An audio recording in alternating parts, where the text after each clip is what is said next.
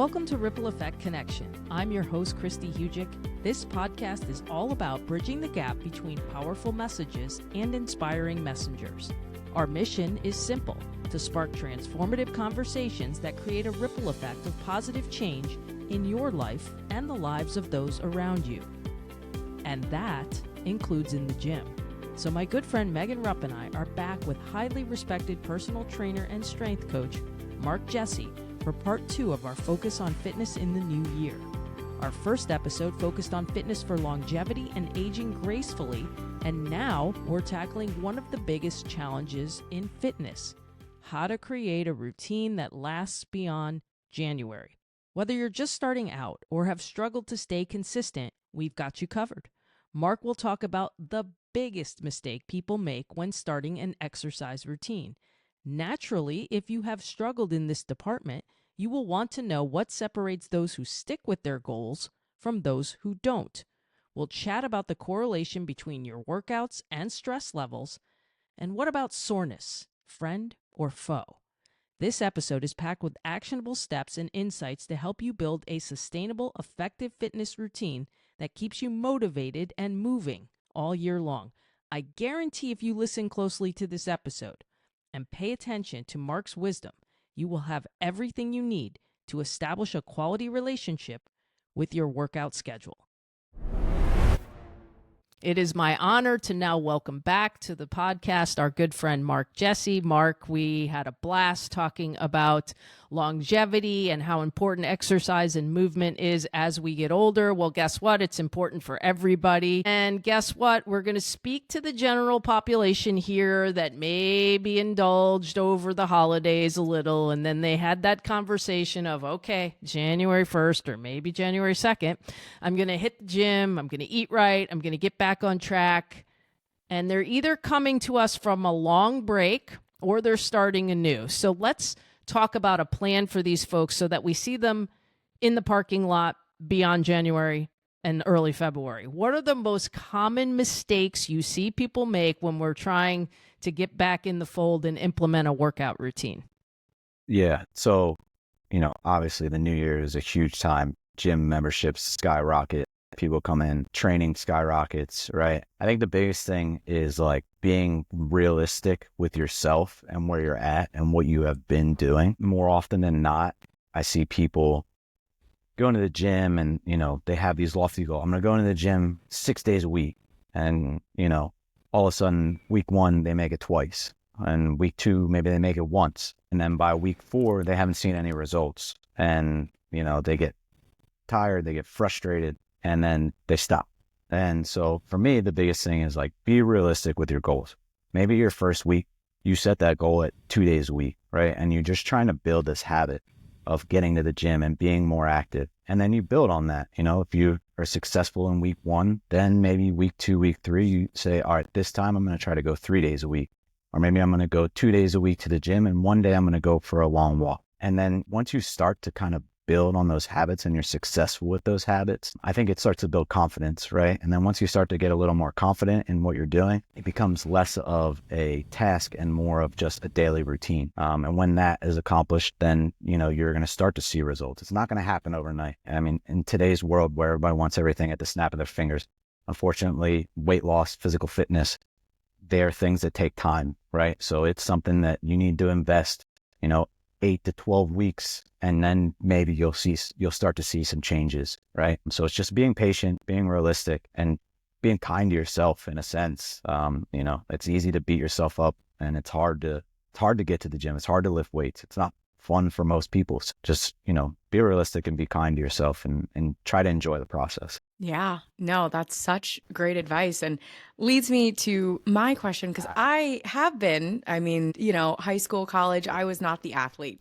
Where I'm at now is totally different. I was not the athlete and I was that person who would start in the gym in January, fall off by February and be like, all right, I'm at where I'm at and this is life now. So I always like to ask the opposite of Christy's question, and you touched on this a little bit, but tell us more. So the clients that you see very successful with weight loss, muscle gain, physique changing, or just overall like really working on their health, what secrets, everyone wants to know, what do you see that makes them stick with it? Why are they crushing their goals and the other person isn't? Is there something that you see in those people that you're like, yeah, this person's walking in my door today and they're gonna get what they want in 8 to 12 weeks? What do they have that's different than others? That's a great question. I mean, I think the mindset is the biggest piece of all of it, right? Like I kind of said before, like if you expect the results to happen overnight, it's just not how it works. So the people who I've seen be successful are the ones who are just, consistent, right? It's like, I say this ad nauseum with everybody that I work with, but it's just consistency over time equals results, right? So if you're consistently in the gym 2 to 3 days a week, and when you're in there, whatever your 100% is that day, and that's going to vary based off of how you sleep, how you eat, whatever happened the night before, the week before, your stress at work, your stress in life, your 100% is going to vary. But if you can give the 100% that you have that day in that moment, over time, you're going to start to stack those wins. And then the days that you feel really good, you're going to be able to push a little harder. And then that's just going to continue to lead to results, right? And, the more success you have there, the more success you have with your diet and your nutrition, you are going to see results. There's no secret in that like you have to be super consistent, and it doesn't need to be 100% every single day because it's going to vary, and you're going to fall off here and there, but it's making sure that the valleys aren't too low and the mountains aren't too high. Kind of just ride the wave of, how you feel and where your fitness is at in that moment. I actually think you hit the nail on the head to do that, you have to set yourself up for success. So you can certainly relate that we can all relate to that. Someone's come in our door and thought they were going to work out 5 days a week, and they really don't have 5 days a week. So that is why it's one of the first questions we ask as trainers is how many days a week can you work out? Because someone who's trying to build muscle and can give you 5 days, well, then we can do splits. We can do all kinds of things with that. But if someone's only got 2 days, then maybe I need to create a workout that brings up our heart rate, but also works our entire body because that's what we have to work with. So I think that everything you said before goes into what Megan asked in the second question, because if you don't set yourself up for success, you're not going to come back, and you're going to realize that, hey, when you joined a gym that's 40 minutes away from your house and you're a busy person, it probably wasn't realistic to get to the gym. But if you have your weights at home and you train with Mark virtually, maybe that's more doable for you because you've only got 30 minutes and now you don't have a drive to and from. So I think you really hit the nail on the head. And then what do you recommend for people to track for their progress? What are the metrics that you're looking at to help people track their progress? Yeah. So that one kind of depends upon your goals, right? If it's weight loss, then obviously like your weight on the scale is going to be one of our main focuses. For a lot of people, that can be a bit frightening or overwhelming. And so, when you track your weight, I always recommend that if you're tracking your weight, we do it once a week. We try to do it relatively the same time and same day each week, right? We're not on the scale every single day. Your weight fluctuates a ton. You can fluctuate, 5 to 10 pounds in a day based off of what you ate, how you slept, what you drank, all that jazz, right? So if you're inflamed, maybe your weight's up. If you're dehydrated, maybe your weight's down. So making sure that we're consistent in when we weigh in, and then we're able to track that data, right? And over time, we have a month's worth of data. Over 6 months, we have 6 months of data, and we can see trends, right? And so that's one piece. Calories, if you're willing to and you're able to, then tracking calories is another piece that can help with weight loss, right? A lot of us don't realize it, but we either tend to overeat or we tend to undereat. There's kind of trying to find that happy medium of like, these are the macronutrients you need to hit. You should be eating this much protein and this much fat and this much carbohydrates, and so tracking that if you can, and if you're comfortable with it, can definitely help in the weight loss factor. And then if increasing muscle mass is something, or increasing strength is something. So with the training app that I use, it tracks your total volume and it tracks the lifts that we do, right? So we're able to see, all right, well, when you started, you were doing goblet squats with 25 pounds for 8 reps, and now you're doing 50 pounds for 8 reps, right? So you have gotten stronger, therefore you probably increase your muscle mass a bit. So I think it just kind of depends upon what that person is looking to accomplish and their goals, and then making sure that whoever you're working with is tracking the information that's most important to those goals. Yeah, and I think every single one of these questions, when I go to ask it, I'm like, man, it's so case dependent. But again, that is what gives us the flexibility as trainers to be able to tailor something for you and for what you need. So we have Jim Smith, let's say, who's gung-ho to work out in the new year, and Jim Smith suddenly is overtraining and pushing too hard too quick. What are the signs people need to look out for that they're doing too much too quick? Yeah, I think, in today's fitness world, you can go on Instagram and you can watch a million reels of fitness influencers who have the latest and greatest exercise out there, right? And I mean, I get it all the time. I saw so-and-so on Instagram doing this, and they say that this does this. And some of it's correct, but a lot of it's incorrect. A lot of it's not founded by science.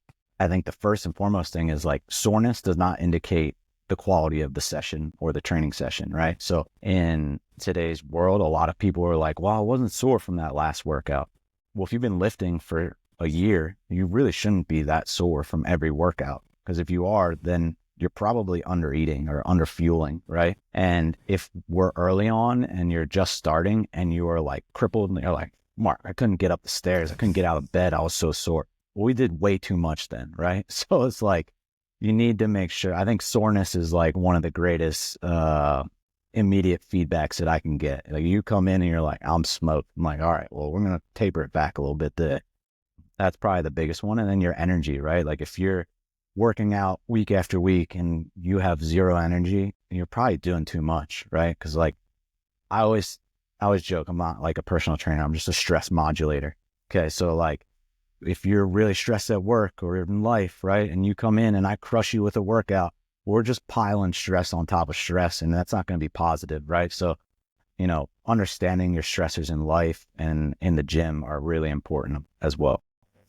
Oh, you are getting into dangerous territory of what we like to talk about, Mark. I'm very sorry for you because you just stress and under eating. Oh my goodness. I mean, that is what Christy and I help people with on the daily, especially women. I mean, us as women, we think we eat less, we lose weight, but really it tanks your hormones. And then these women who are incredible, I'm like, hey, let's build up your muscle mass so that you can have, a higher resting metabolic rate. So your hormones are wonderful and thriving. And I send them to someone incredible like yourself who has them on this great regimen, but they're like, I'm just sore for like a week straight. And then I look at their calories and it's like 1,000 calories. And I was like, my toddler eats more than that. Like my toddler eats more than that. Like you don't have any bricks to build the building at that point, right? I mean, yeah. Oh, it's crazy. Yeah. I mean, I see it. I see it as well. I mean, yeah, I work with, a handful of female clients, female athletes, and fueling is like a big piece of what we talk about. And,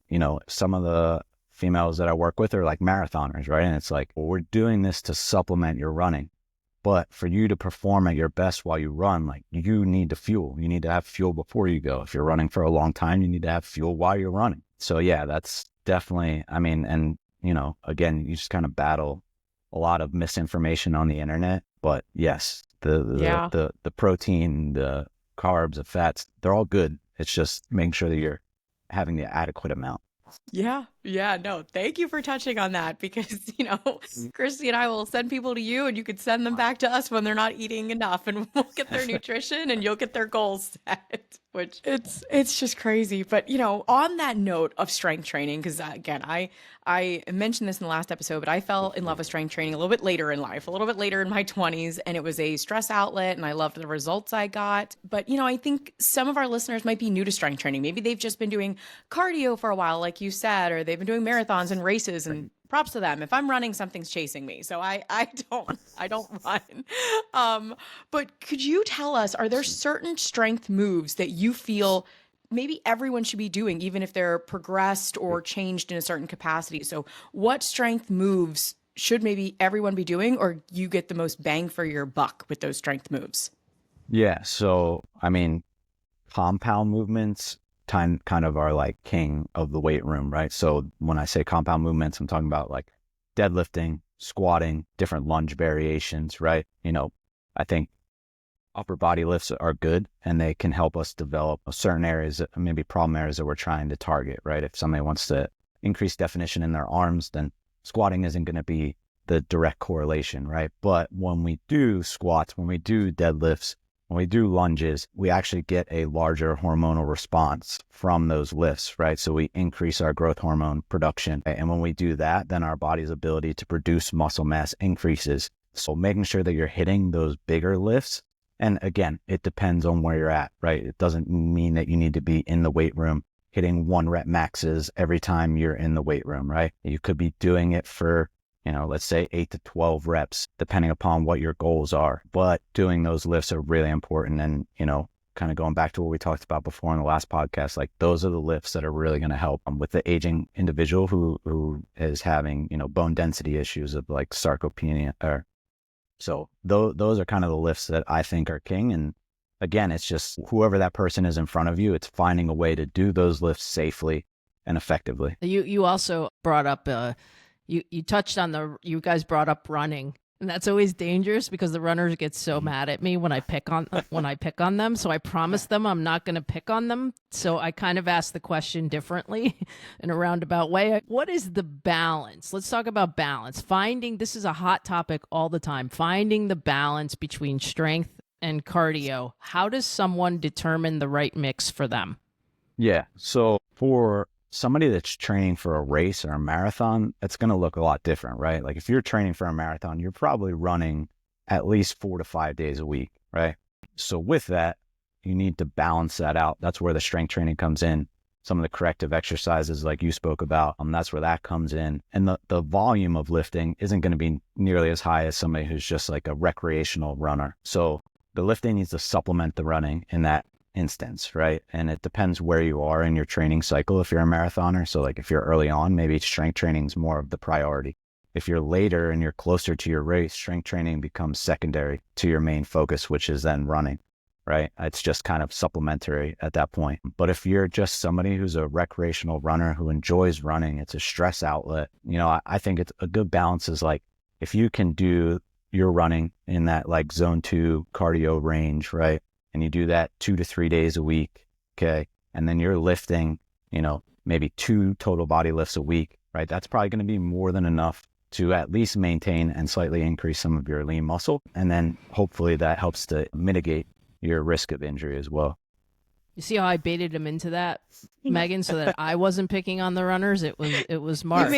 You set Mark up. I can't wait for that. I got him in trouble instead of me. I work with quite a few marathoners, and it's definitely a challenge because some of the running volumes are crazy. So as like a strength coach, you again like going back to being a stress modulator, like if you have a 10-mile run tomorrow, well, you're not going to get crushed in the weight room. It's going to be a pretty lightweight session, and yeah, we just got to really work on maintaining some of those qualities. Yeah, power to those runners. I was doing the Pittsburgh marathon relay every year, so I would do like 5 or 6 miles with a group who finished the rest of. And every year they're like, "Oh, we know Megan wants the shortest leg." And I'm like, "Yes, Megan does want the shortest leg with the least amount of hills because it was Pittsburgh." Yeah, I'm not a distance runner by any means. I've ran, I'm Philly, run the Broad Street 10-mile and done some Spartan racers back in the day, but I would much rather sprint and jump than go run miles and miles. We're on the same page there, which that leads me to the question I like to ask fitness professionals, because a lot of times in today's day and age, we are so busy. The average person is so busy. I get it. I work. I have a kid. Mark, you work. You have a kid. You get it too.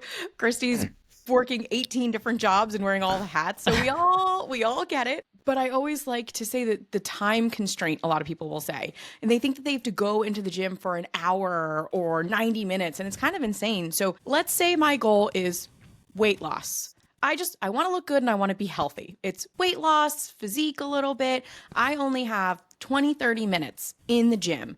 What are you picking for me? Strength, cardio, a mix, plyometrics? Like what am I doing in those 20, 30 minutes to maximize my time? And is it enough to see results? Yeah. So I think that it can be enough, right? I get this question a lot, like even to kind of build off that is like, well, what if I do, 10 minutes of lifting and then later in the day I do 10 minutes of cardio and then I do 10 minutes so then the issue lies is like, if you just break everything up, then you're probably never doing enough to create enough stimulus to create change, right? So it's like, if you have 20 to 30 minutes, bucket it all together, right?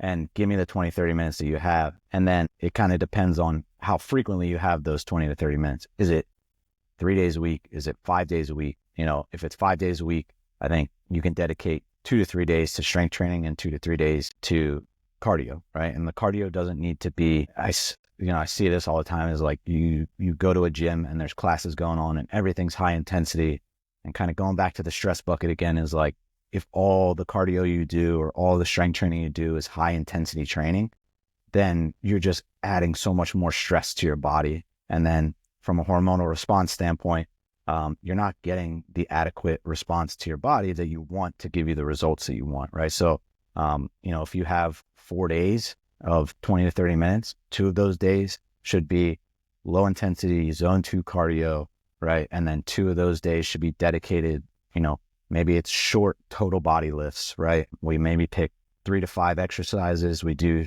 2 to 3 rounds, and for whatever, repetitions we're trying to work on, whether it's strength or hypertrophy, and we're going to kind of channel that and do those exercises and push when we can. Yeah, for sure. I think that I've actually adapted more of and I don't do it obviously every day, but I like twice a week HIIT training feels right for me. So at least I'm trying some kind of movement like 7 days a week. But now, like Mark said, you'll tell someone, well, how often do you work out? And you'll say 6 days.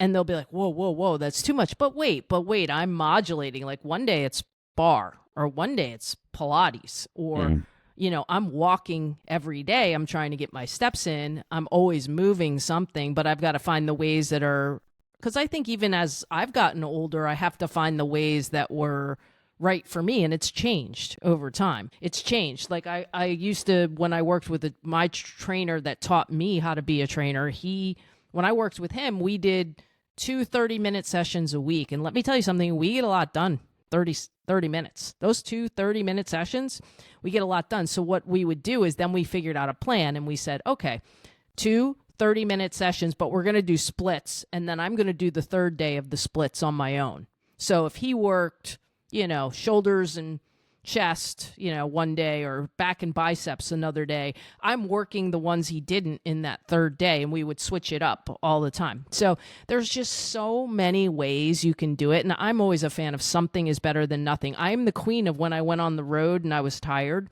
I do a 10 to 15 minute Peloton workout, not a bike workout. I mean like some kind of lifting or body weight, just to do something. Or I bring my bands with me and I do some bands. So I think our overarching thought is we're all concurrent that something is still better than nothing. Something is always better than nothing. Definitely. Yeah, I agree. I always say motion is lotion. So, the more you move, the better you're going to feel. Like you said, if that's 10 to 15 minutes and that's all you have, just try to maximize your time, whatever that may be, wherever you're at. When I worked in baseball, we were on the road a lot. So working out in a hotel gym looks a lot different than working in a weight room. And same, like, when I was in my 20s, I felt like I could do whatever I wanted and then I'd get the results that I want. Now I'm in my 30s and my training looks a lot different. I was really into Olympic weightlifting, and now I kind of shy away from it. I do other stuff that kind of has similar effects, but doesn't have the same wear and tear on my body. So yeah, it really, again, depends on, your age, your functionality, and where you're at and what you're trying to accomplish. Wait till you get to your 50s. Wait till you get to your 50s. Gosh, the fact you just said in our 20s, and I was just like, yeah, I remember we were in our 20s. I remember that. I would, eat, work out, and drink like no tomorrow. I don't. Maybe I shouldn't either. Yeah, it's very different. It's very different. Actually, there's some ways that I wish that I knew what. Obviously, I always wish I knew what I knew now back then, because I would have trained differently. There were some things that I was doing these agility drills in my basement all the time to train for basketball. And I was like, I think I was ahead of the curve on a couple things, and I used to work in a gym, but I mean, I didn't have any personal trainer knowledge, but I think about like what I used to do. And I'm like, man, that agility stuff, it did help me recover from my knee surgery and get back on the court and kind of get my quickness back. And I'm like, all right, we did some good things, but yeah, you wish you had all this information, but that's why we're here. giving it to people now. So we want everyone to benefit from it, and the science and the technology and just all the information and data we can get now is so great, and it can only help people. So Mark, I hope that you will come back and share more with Megan and I, because as I said before, we love talking fitness. So if you want to be our fitness guru that comes on and talks fitness with us anytime, you're always welcome back. I know you did this at the end of the first episode, but I want to, in case someone just listens to this episode, give them a sense of how they can contact you and get in touch with you if they need to. Yeah, for sure. So you can go to my website, landsharpperformance.co, or social media. I'm pretty active on Instagram at landsharpperformance, or my personal page is at Mark Jesse Training. And then, if you're interested in training, feel free to shoot me an email at info@landsharpperformance.co. Probably the best way. Awesome. Mark and Megan, thank you for joining. Thank you so much for having me. Happy New Year, everyone. Yeah, Happy New Year. And let's see you in the parking lot beyond February. Remember, that's the goal. That's a wrap for today's episode. Thank you for listening to Ripple Effect Connection. If you enjoyed what you heard, we'd love to hear from you. You can connect with any of us on social media and let us know what resonated most. You can always find full show notes at christyhugic.com/podcast. Also, don't miss episode 29, where we share all the keys to fitness for longevity. It's packed with valuable tips to help you thrive at any age. A huge thank you to Mark and Megan for joining me today. We hope this episode inspires you and guides you in creating a fun, productive, and sustainable workout plan. If you found value in this episode, please take a moment to like, follow, review, and share the podcast with anyone who might benefit. And a quick review on Apple Podcasts goes a long way in helping me bring more amazing guests your way. Stay tuned for the next episode of Ripple Effect Connection. Together, let's create waves of change.